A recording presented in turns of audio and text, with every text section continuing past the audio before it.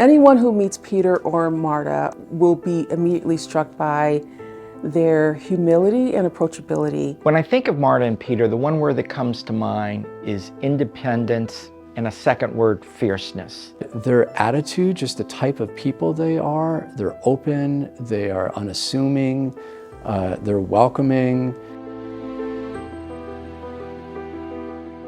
Marta is truly an inspiration. She gives of her time over and above what anyone would expect of her. I met Marta Moret 40 years ago, and I work with her to this day.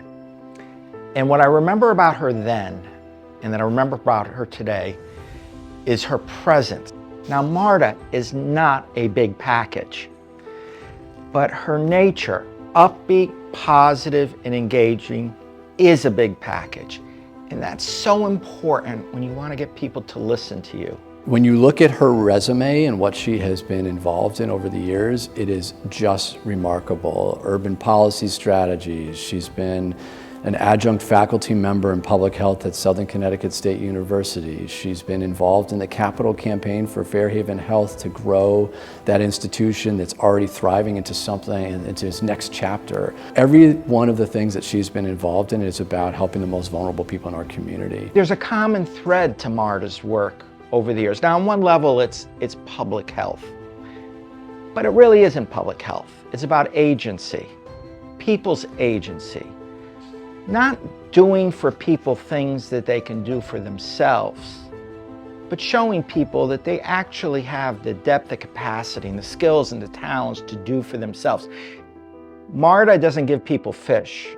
She teaches them how to fish, and she's done that in countless times with countless organizations over the years.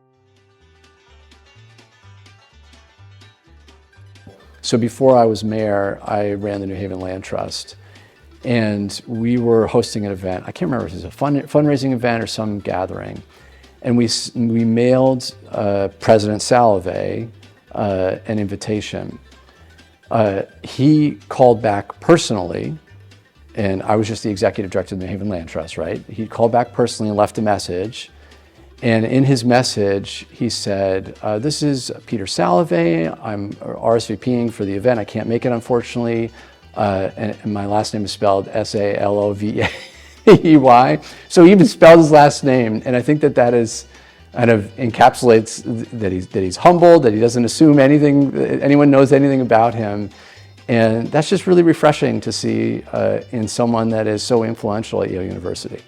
He has enough heart to make sure that he's seeing you, he's stopping and approaching you, and he remembers your name, which means a lot. He's so busy. While the relationship with the university isn't just about money, money is really important to help provide the services that our residents deserve. And so the fact that Yale University for years contributed, but moved from almost doubling its contribution to the city in the last few years annually, just has such a huge impact on our ability to provide the services that residents need. Let's be clear, Peter made that happen. These two have both jumped into their own work, aware of each other, but in their separate lanes. And by doing so together, I think really created something stronger and something bigger, not only for the community, but really as great models for what people together can do. Peter and Marta are really supportive of making sure that the university is as outward-facing as possible and as welcoming as possible. Congratulations, Peter and Marta, on receiving the William Lanson Community Leadership Award. It is well deserved.